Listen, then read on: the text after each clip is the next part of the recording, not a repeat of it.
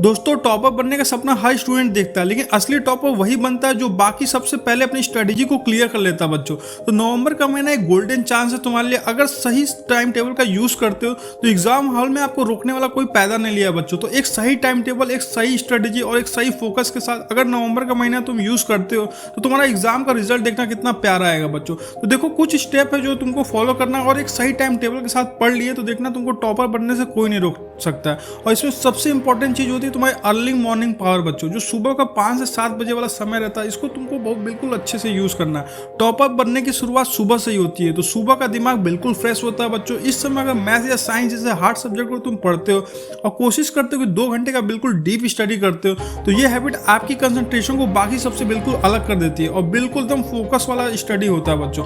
और जो बच्चा सुबह के 2 घंटे पढ़ लेता है उसको दिन बिल्कुल पॉजिटिव जाता है और एक अच्छा दिन भी जाता है, क्योंकि आप मोटिवेटेड रहते हो। सुबह पढ़ के आप एक कॉन्फिडेंस फील करते हो।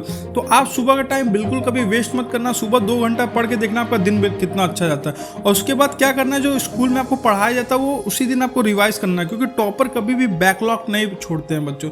छोटा सा गोल्डन रूल ये रखो कि जो आज का पढ़े उसको आज ही कंप्लीट करो, कल के लिए कुछ मत छोड़ो, क्योंकि आज का आज रिवीजन कर लोगे तो कल के लिए लोड नहीं रहेगा तुम्हारे ऊपर। और स्टेप नंबर 3, पावर नैप और लाइट रिवीजन करना सीखो। जो दोपहर का समय है उसमें पहले थोड़ा सा नींद ले लो, क्योंकि स्कूल से आके आप थके रहते हो, तो थोड़ा सा रेस्ट कर लो। फिर उठ के इंग्लिश जैसे सब्जेक्ट को पढ़ो, हिंदी जैसे सब्जेक्ट को रिवाइज करो। और ये टाइम हल्के सब्जेक्ट के लिए परफेक्ट होता है, इसलिए जो हल्का सब्जेक्ट है जिसमें आपके दिमाग पे लोड ज़्यादा नहीं लगेगा, ऐसे सब्जेक्ट को पढ़ो। उसके बाद इवनिंग को बूस्ट करने की कोशिश करो। जो इवनिंग का टाइम है थोड़ा प्रोडक्टिव होता है, तो इस वक्त सोशल साइंस और थ्योरी सब्जेक्ट को पढ़ो और यहाँ पे फ्लो बनाओ। एक टॉपिक पढ़ो और तुरंत 5 से 6 क्वेश्चन उसके साथ ही साथ सॉल्व कर लो, तो एग्जाम टाइम में आपको लोड कम रहेगा। और स्टेप नंबर 5 है नाइट मास्टरी करना। जो 8 बजे से 10 बजे वाला टाइम रात वाला है, तो नाइट स्टडी का मेन गोल ये रखो कि रिवीजन करना पे फोकस करो, ज़्यादा से ज़्यादा रिवीजन करो और आंसर राइटिंग की प्रैक्टिस करो, क्योंकि कितना भी पढ़ लो आप, अगर राइटिंग प्रैक्टिस नहीं रहेगी तो एग्जाम में लिखोगे कैसे बच्चों। तो टॉपर सिर्फ पढ़ता नहीं है बल्कि आंसर लिख के प्रैक्टिस भी करता है, और यही एग्जाम में आपको एक्स्ट्रा मार्क दिलाने का काम करता है। देखो, एक जो स्टूडेंट होता है वो कंप्लीट तरीके से उसको परफेक्ट होना चाहिए। ऐसा नहीं कि दिमाग से तेज है लेकिन लिखने का, प्रेजेंटेशन का उसको आता ही नहीं है।